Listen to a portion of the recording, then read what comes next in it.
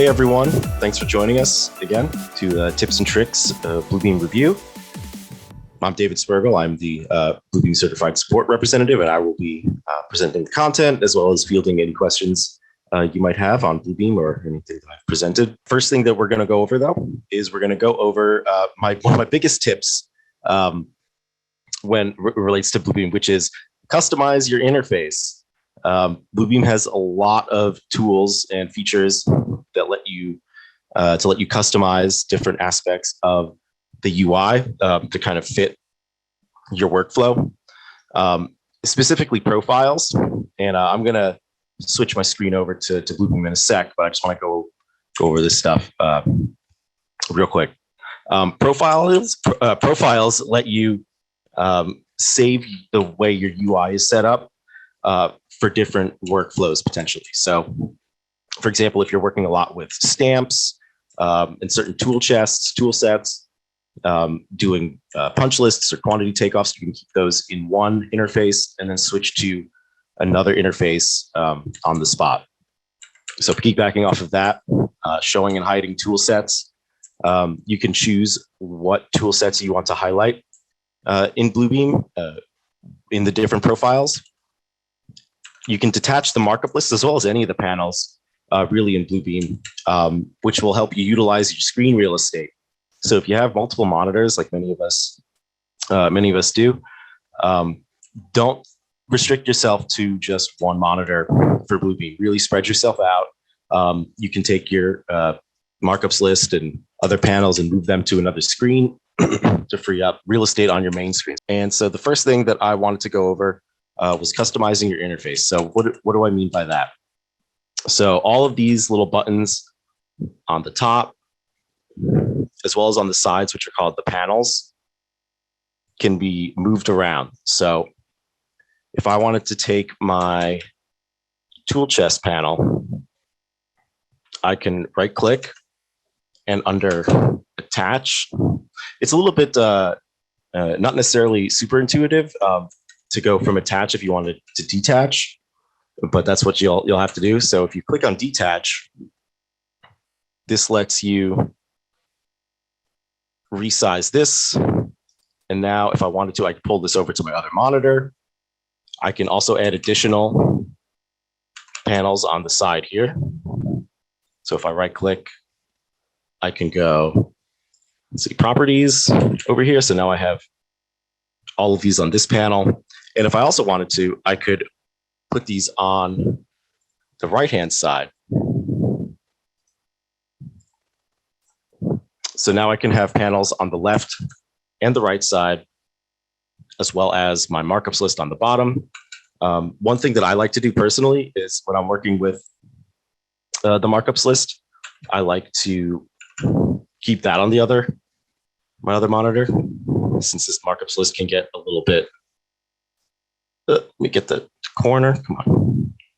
There we go. Since this can get quite long, as you can see. So I usually like to have this on another screen, and then you could work full screen on this monitor, kind of really utilize all of your screen real estate. One other little tip is this auto hide panel access, which will free up even more real estate, which is nice if you have a laptop or something like that. And then it will just automatically pop back in when you move your mouse back over to that side of the screen. If you don't like that, you can turn it off, right click. You can also click and drag. Oops. So if I wanted to put this guy back where he came from, that's not what I want to do. See, that's Windows fighting me. So I got the OS and the program. Okay. So putting everything back to where it came from, attached to the bottom there. And once you have your UI kind of set up the way you like it, you can add different buttons over here. These are the different categories of tools and icons. So for example, adding line style lets you add this line style category over here. And each one with these dotted lines lets you grab and move to another toolbar. So I can kind of move this guy over here, put it on the bottom. Really, the only places for the toolbars are you have a right side, a left side, the bottom, and the top. I'd also want to differentiate or make a distinction. This down here on the very bottom is the toolbar. This guy right above it, that's called the status bar. So that has some different icons on it, which I'll go over in a sec.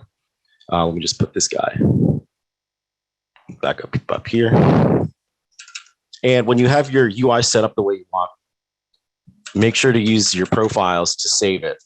So you can save the profile, or you can create your own profile. So let me just go over some of these ones that are set by default. So if I go to Review Advanced, it changes the icons that I have available to me up top. And it also gives me the dual panel layout. So this should be built into everyone's review. And if I go to quantity takeoff, I get another UI again. So this time it's all on the left, cleared up everything on the top, and a little bit more buttons on the right-hand side. If I go into profiles and I go to manage profiles, I'm not sure if you're going to see that. Miriam, let me know if you see the window that popped up, because I'm not sure if the screen share is going to capture that.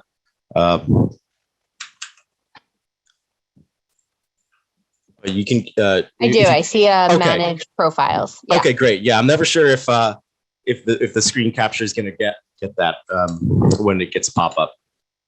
So, yep. Cool. Thank you, Miriam. So from here, you can change the name of your different profiles. So if I wanted to change this to, say, Review Advanced 2 or something like that, or I can import and export different profiles from different users, or you can share them with different members of your team. Useful feature there. And the status bar. So the status bar is kind of where you get information on things that are happening on the screen.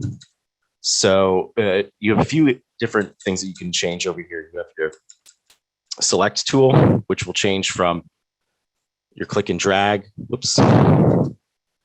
to the select, where you can select different objects, or you can select different text with the select text. The select text. That lets you highlight text, which is useful if you just want to grab some text. When your screen or when your cursor icon has that little dotted box around it, that means you can draw a rectangle, and not right click, and that'll capture everything within the rectangle. So there's a useful thing right there.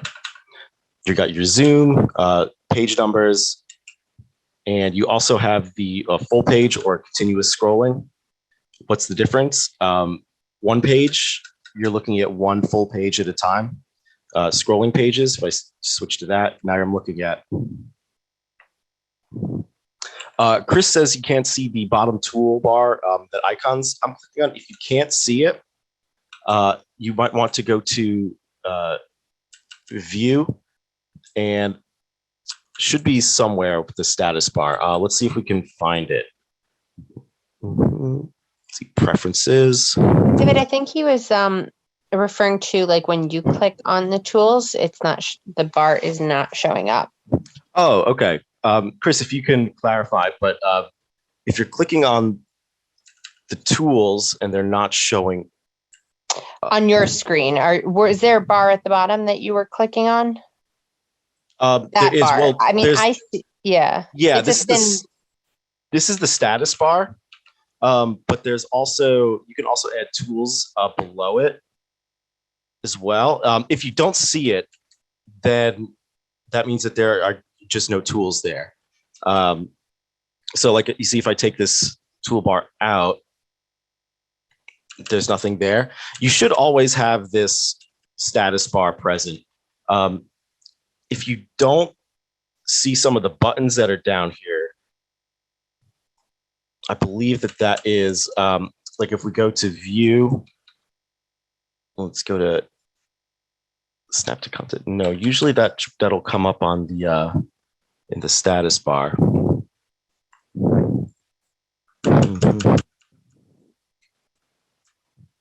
Let's see. So if I go to preferences, interface,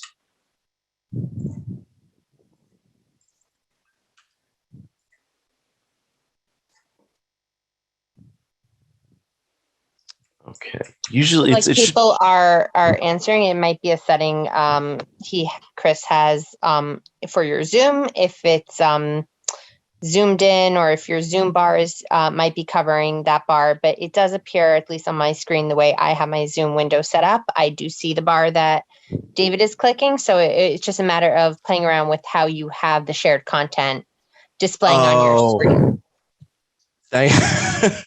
Thank you, Web. Thank you, Miriam. Okay, well that's good to know. Was going a little bit crazy there for a second. Thanks, thanks, Chris. Thanks everyone for confirming that. Good to know that everyone is engaged with the webinar, so that's good. Appreciate the feedback. Oh, one thing while I'm in here in the preferences window, I wanted to draw your attention to where was I just saw. Oh yeah, grid and snap. So one thing that's really, really helpful is this snap to content and snap to markup options. Turning on snap to content will let me change back to single page mode. So now that my snap to content is on, and I can verify that by going into view, and I see snap to content. This is something you might want to use a lot. If you use it a lot, you can click this little pin button, and now you can pin this to some other toolbar. So let me put this in a new toolbar. Snap. So now I have this up here, and I can put this wherever I want. I can keep it up there for now. That's fine. So now that snap to content is on, you'll see that a little box will show up around my cursor, and it's snapping to the content of the PDF. Let me do that one more time. I think I missed that yet. There we go. And so turning off snap to content, I try to do the same line. I don't get that. That's snapping. Same thing with the snap to grid, but the grid is, well, you'll see the grid. You can adjust the grid to as you want. Not as useful necessarily for a document that you're importing or something like that, but could be useful nonetheless. One thing I have noticed is that sometimes, I don't know how it gets set this way, but if you're on snap to grid, but then you don't have show grid on, you'll end up snapping to what seems like random spots sometimes. So just keep that in mind. And snap to markup is the same thing as snap to grid, snap to content, except this time it's just snapping to the markup instead of the content. So you can see it's grabbing the markup, but not the PDF content. Chris, yes, you will have access to this recorded. You can to watch at your leisure. One other tip that I got for you, adding multiple leader lines to one markup. So for example, let me grab my call out markup, and I'm gonna turn snap to content back on. And I'm gonna snap to or let me call out this door. I'm going to say, I don't know, add, if I can type, add door. Cool. So now we have this markup saying add door. But if there's more than one door that we need to add, I can simply right click on my markup and select add leader. And now I can add multiple leaders to my single markup. One other useful little tip, applying markups to all pages. So for example, if you had a stamp that you needed to apply across several pages, you go to stamp, grab an approved stamp. Great. Stamp approved.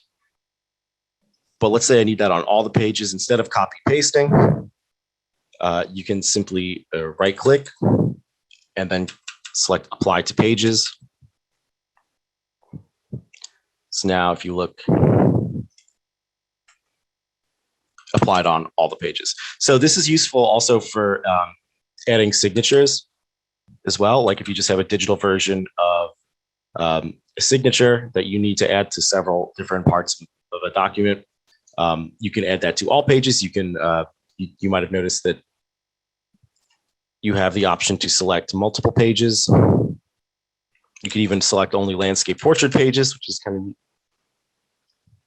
So just do keep in mind also that it will basically just apply the markup to the same position at each page. So you may have to move it a little bit. Stephen asks, when dimensioning, drawing lines or arrows, is there a way to default to ortho so you don't need to hold the shift key to do that? That is a good question. I don't think so. I think that is, you do have to select the shift key. If we take a look in preferences, let's see.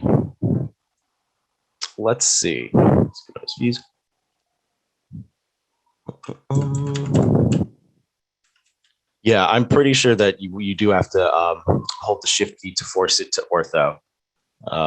If I find out otherwise, I can let you know. Yeah, no problem, Stephen. I'm pretty sure that's the case.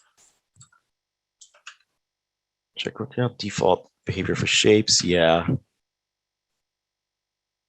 Yeah, so far, yeah, I don't see any ability to do that, unfortunately. Actually, again, while I'm in the in my preferences, one other thing I wanted to point out is the tools, and under markup, let's see, where is it? Auto size text box and call out markups.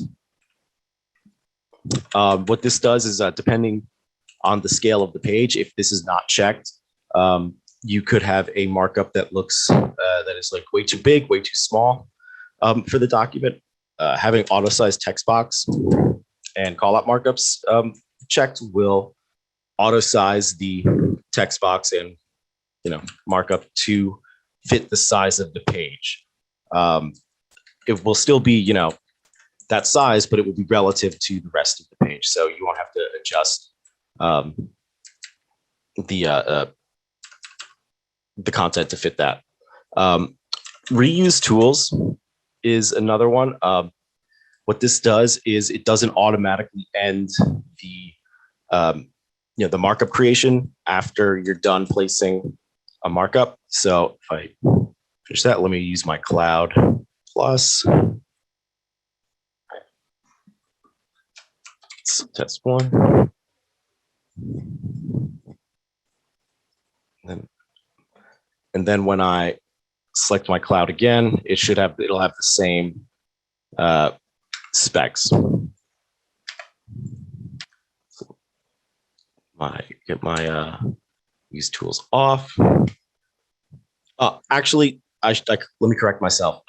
That only works when you're going from the tool chest. Sorry about that. It did not work since I was doing it right from here. But if I go from my tool chest and say, let's see, did I have that on or off? Okay, it's off. So let me turn that back on. Yeah, and see then now I can just keep making arrows from my tool chest. When that's off, it just completes the arrow, and then you move on. So if you are creating multiple markups using the same tool, you can just turn on reuse tools. You can also use Alt Z, or sorry, not Alt Z. There's a shortcut for that. Alt Z is to automatically size the text boxes. Just FYI. So another tip that I should share is to start learning the keyboard shortcuts. They're very helpful. If you go under the help menu, you can use the find tools and commands in case you are looking for something in particular. But what I find is useful is to just start with the basics. No need to memorize everything at once, but when there's a markup or a tool that you use, somewhat frequently, just make a note of its keyboard shortcut, and then you can start using that. Like, for example, I know that the key G, the letter G on my keyboard is the snapshot markup shortcut because I happen to use that a lot. So now I know that I just hit G and I can grab my snapshot, or K for the Cloud Plus markup. While you're drawing shapes, a little tip is if you're drawing a polygon or polyline. So let's say I'm drawing this guy. You can end it in two ways. One is to just complete the polygon, complete the shape, and that will finish it. But you can also double click, and that will complete the markup from where your cursor currently is. So just to show that again, if I'm drawing my shape, boom, boom, boom, and I want it to finish here, double click, and it will complete the shape.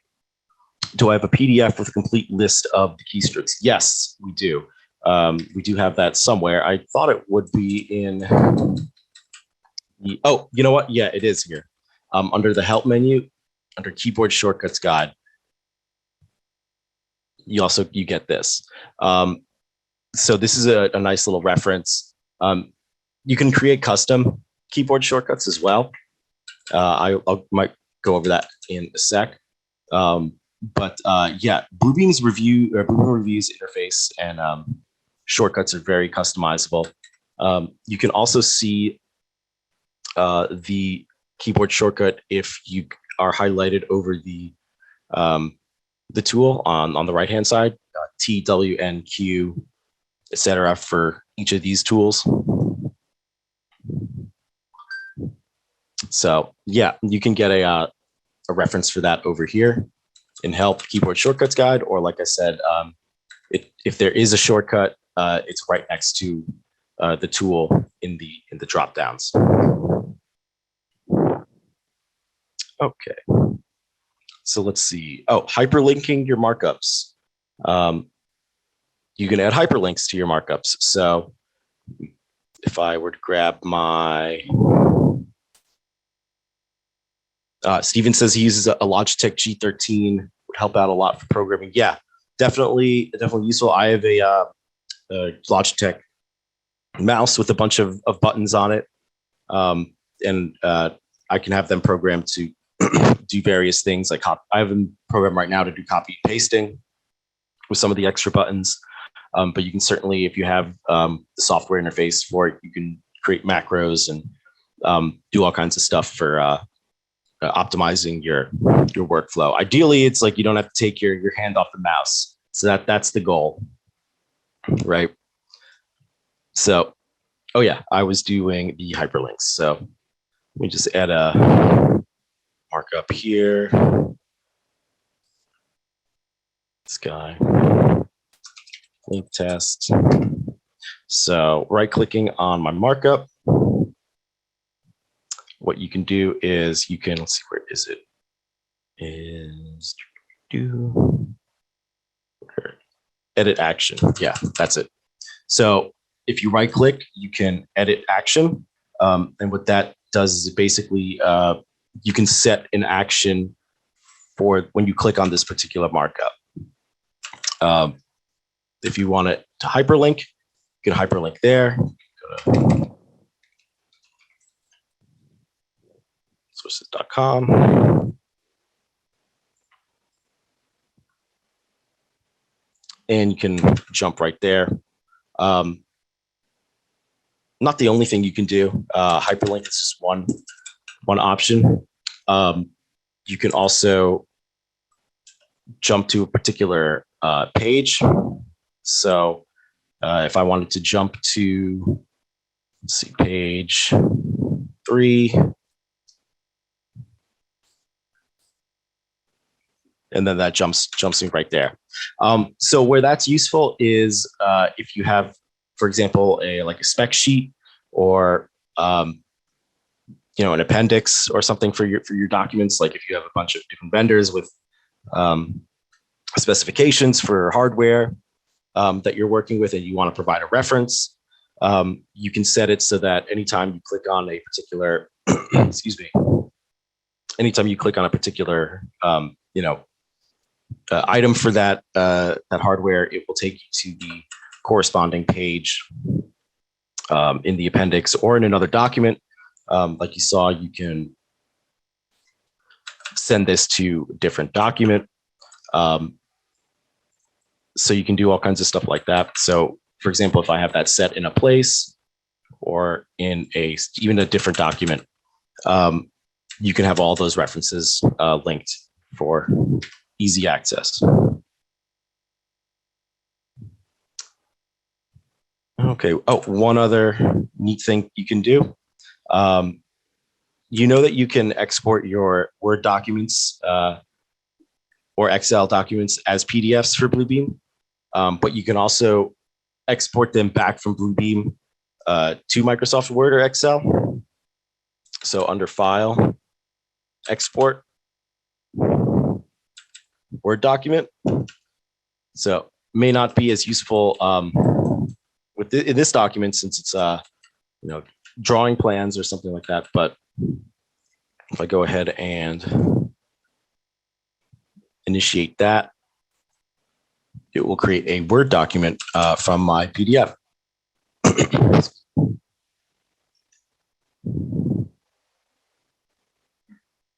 Well, I maybe should have picked a simpler document for export. So I'm going to go ahead and cancel that.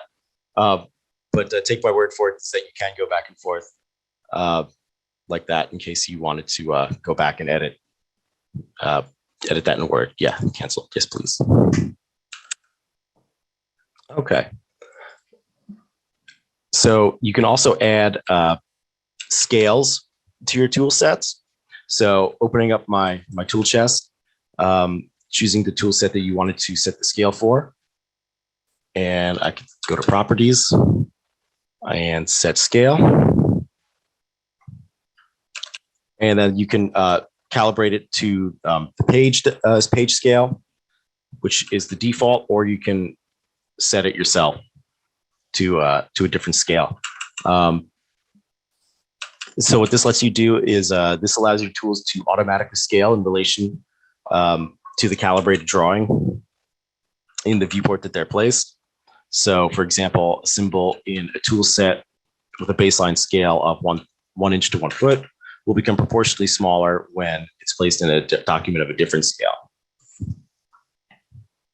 You can also translate markup text, which is, let me see if I can find a markup with some text in it.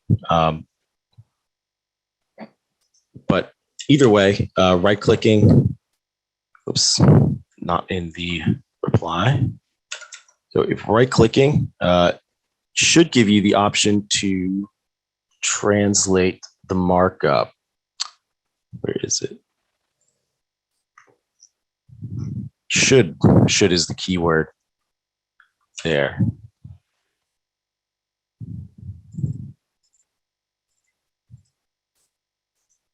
Yeah. Okay. Well, now I got egg in my face. We should have the option for translating markup. Not sure. It might be that kind of markup. I don't have the option to do that. Let's see.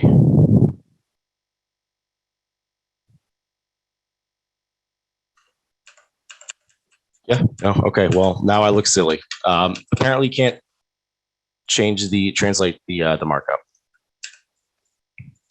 So scratch that. Greatest properties. Yeah. No. Can't do that.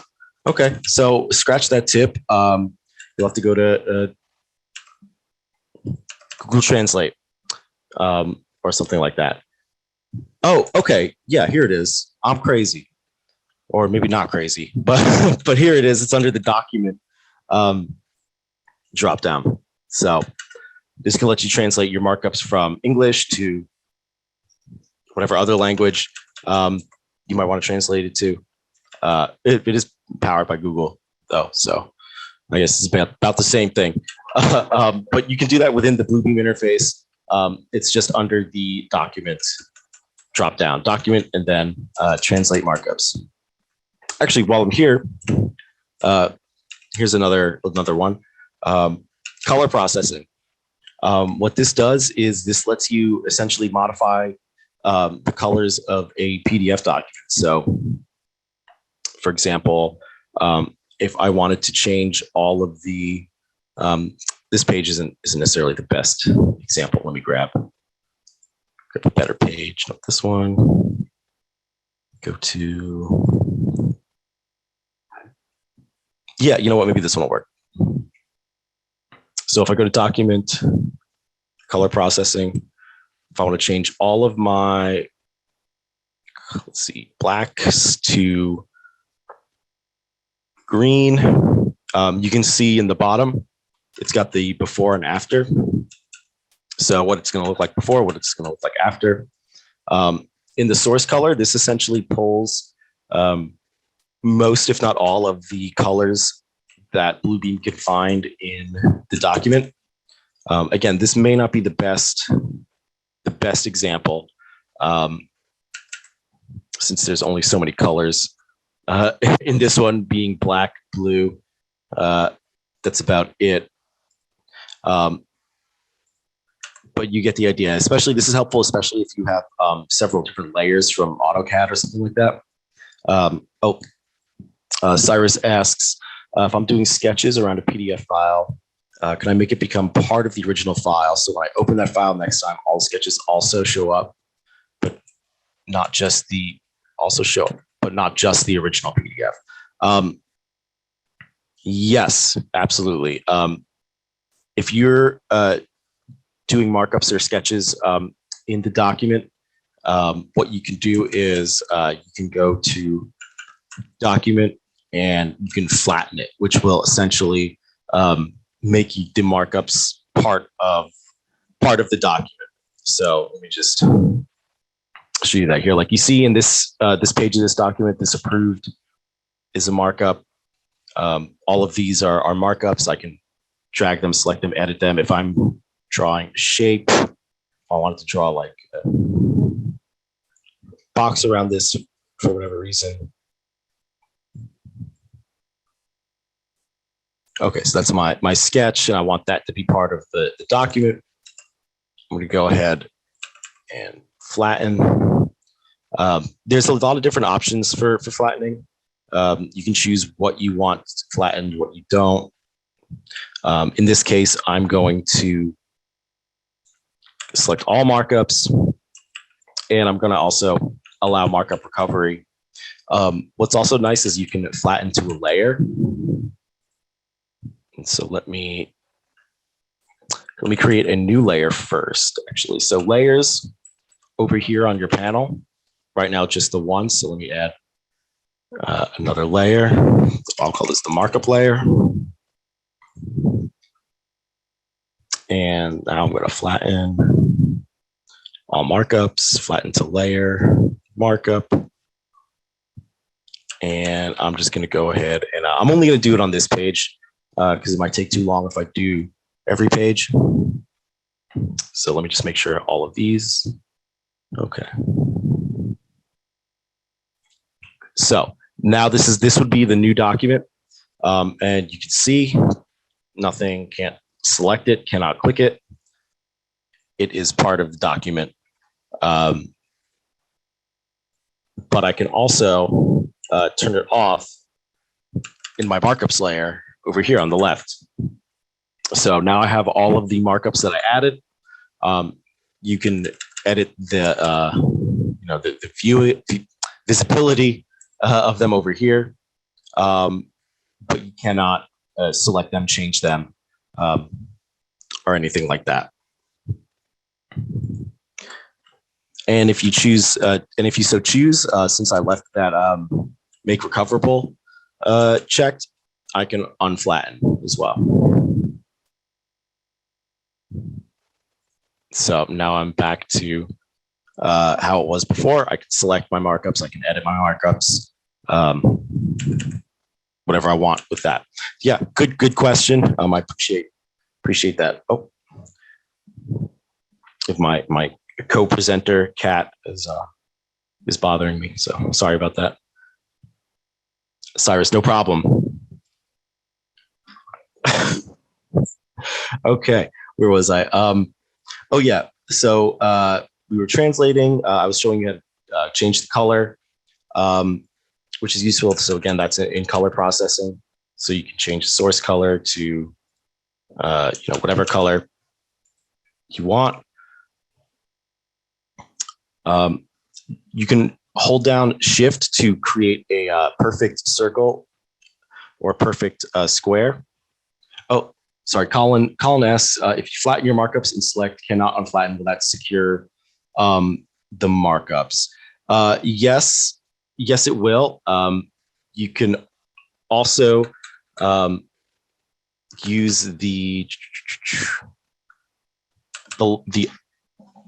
oh my goodness, sorry.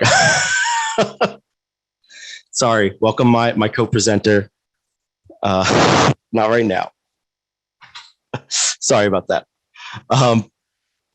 Yeah, you can, in the security settings, you can change it to,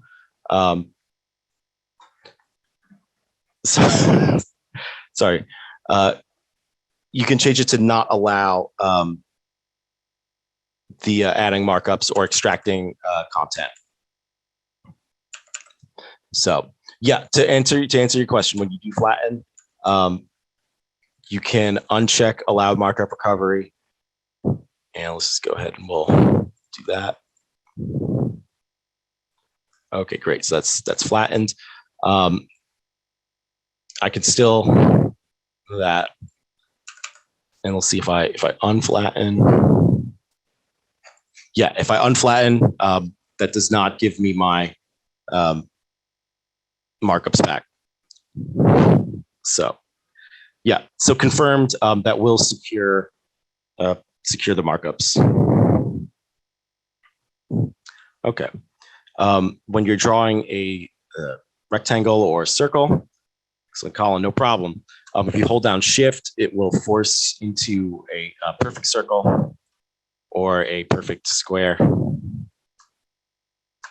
So it's a little tip there, kind of like ortho, similar concept. Let's see. Okay. So you can quickly make copies of markups by holding down Control Shift V.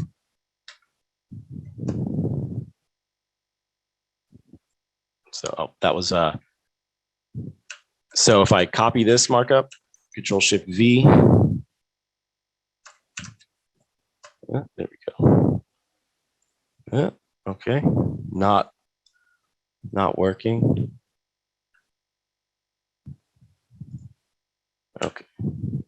Okay, sorry about that. Just holding down Control and selecting the markup and dragging will copy it. I was making that a little bit too complicated. So yeah, if you just select the markup, hold down Control, and click and move, that lets you quickly copy the markup. Okay. Is there a tip for creating the colored duct markup? Are you referring to David? Are you referring to these guys? Yeah. So the tip that I would have for that involves the dynamic fill tool. These were created, I believe, using that tool, which would be this guy. J is the shortcut. So let's say you have these ducting. This would be a little bit tough to set up, but let's see what we can do. So, I'm going to turn my fill. Come on, fill size. I'm going to set, or sorry, yeah, fill size. Let's set a little smaller. Oh, jeez.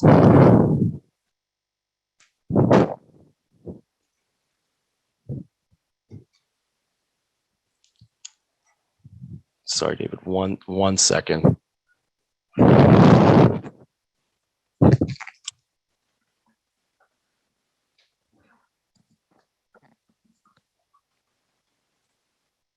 Okay, sorry about that.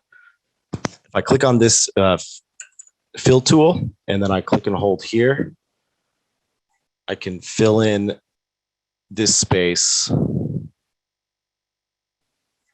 Whoop. You just got to be careful not to grab that. Okay, so grab that. Yeah, so you can use the dynamic fill tool to create for the ducting. You can see it's not perfect, and you got to be kind of careful, because if this little circle, like if this is outside, then you're gonna get that portion. So that's why changing the fill size is important.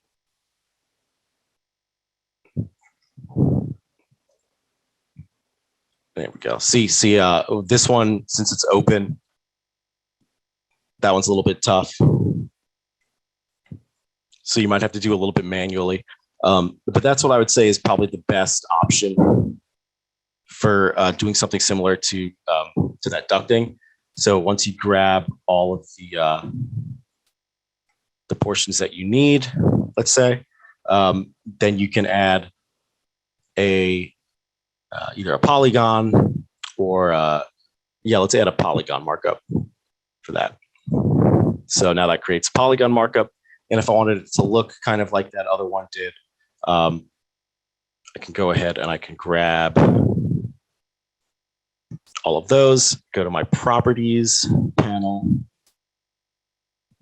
go to my properties panel, and I can change the color. I'll make that blue, change the fill, make the lower the opacity, make that 65.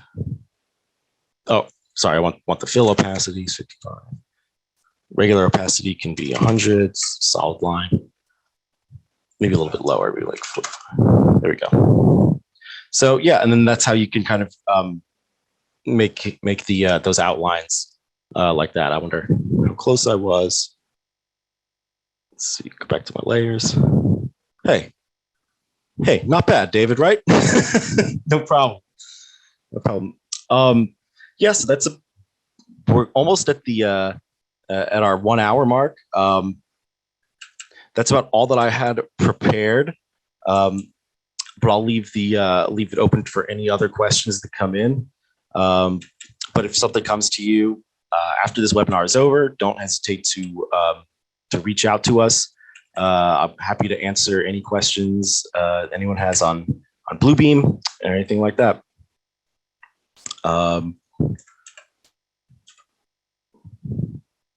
How do you get to fill command? So the dynamic fill command is under, there's several ways to get there. Under tools, and then it's actually under measure, and it's this one, dynamic fill. Actually, since I'm on the subject of the dynamic fill tool, let me just take a moment and go over some of that stuff, since it can be a little bit complicated. So clicking on this this fill button creates the fill, right? But if I don't do anything to the fill, as soon as I close the dynamic fill tool, it goes away. And so what do I mean by that? So once I have something filled that I want to, whatever I want to do with it, you know, whether I want to make a polygon out of it, whether I want to, you know, whether I want to make create an area measurement from it, that is something I have to select over here on this right-hand side. So right now I have polygon selected, but I can also create a space with it. I could also create a space and a polygon. I can create my area measurement, my poly length, perimeter, all of that stuff I can select. And then once you hit apply, then you get all of the markups that you wanted. And then you can hit close and it carries over. Got a few questions coming in. Colin asks, pardon me if I missed at the beginning, what version? Oh, this is Review 20, using the newest version. So most of these the features should be available. In the older versions, they might just look a little bit different, or in a different menu or something like that. But a lot of the functionality is still there. Lyle asks, I know there's the translate tool, but is there OCR? Can you do something like convert a table to a Word or Excel file? Ah, great question. Yes, there is. So I should note that OCR is only available in the extreme version of Review.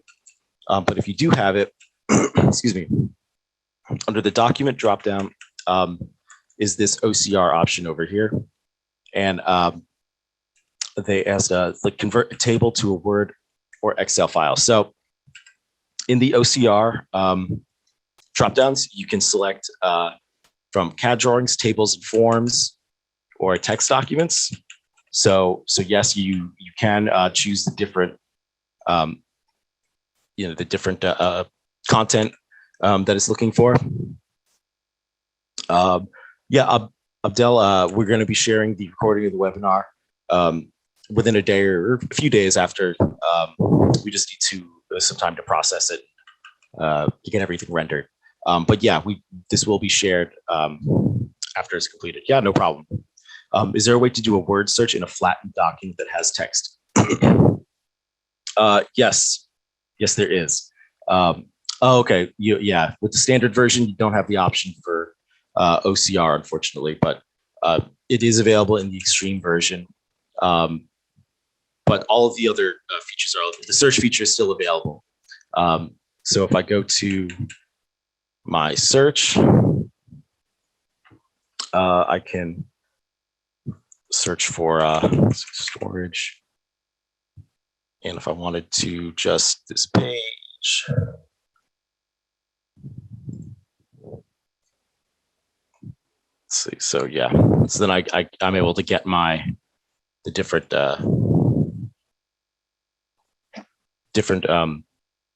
the text in the flattened document. Sorry. Since I'm in the search menu, in case some of you aren't aware of the image search, so we all know that we can search the text in a document, but you can also search for a visual search.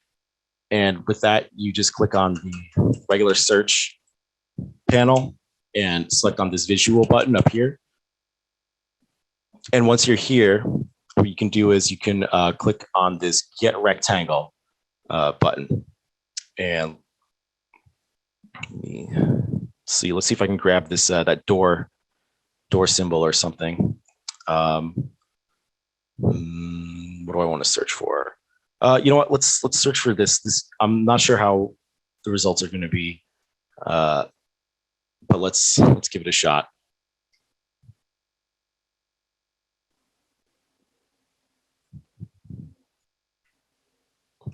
You can see on the bottom the current progress. So far, nothing. So I probably should have picked something a little bit easier to search for, less obscure than a bunch of shapes coming together. But let's see what we get.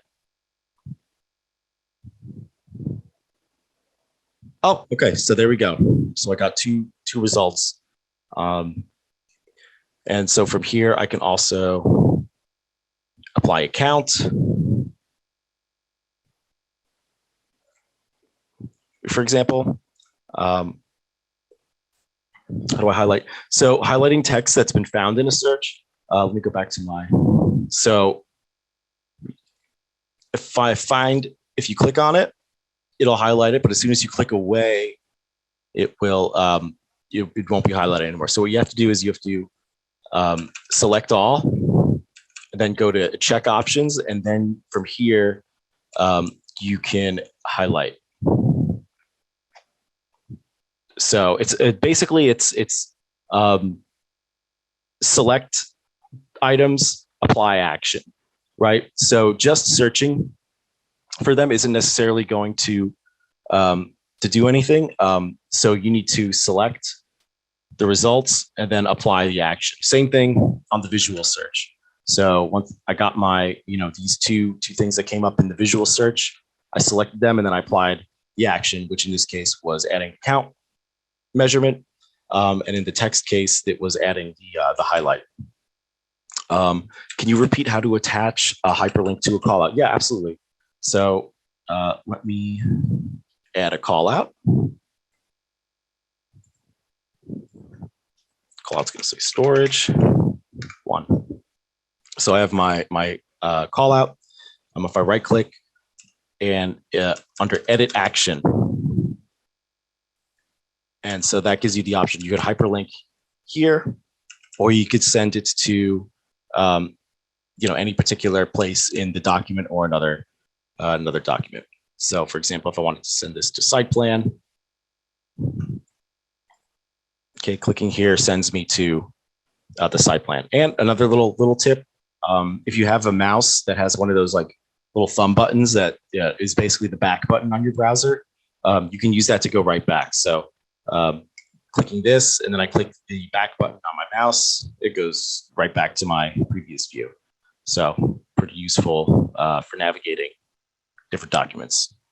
A brief introduction to the tool chest. I'm not, Alexander, I'm not sure. We're just about at the hour mark. I don't know if I have time for a brief introduction on the tool chest, but I'll do my best. Tool chest is over here. You can quickly save tools by going from, all of your, whenever you use a tool or a markup, it's gonna show up in your recent tools. So let me add for example, like a rectangle real quick. You see that show up in my recent tools. If I make a modification on this rectangle, let's say, let me make this blue, I don't know, give it a fill, whatever. So going back here, now I have this green one. And then what's neat here is if I wanted to save this for later, I just drag this up to my tools, and then it's saved. So if I were to close down Bluebeam and reopen, it'll clear my recent tools. But if I drag it up to my tools, then it'll save it. I actually don't want this one, so I'm gonna delete it. But yeah, that's a useful thing is if you spend some time, customizing a markup, whatever, it'll show up in your recent tools, and then you can drag it over into my tools.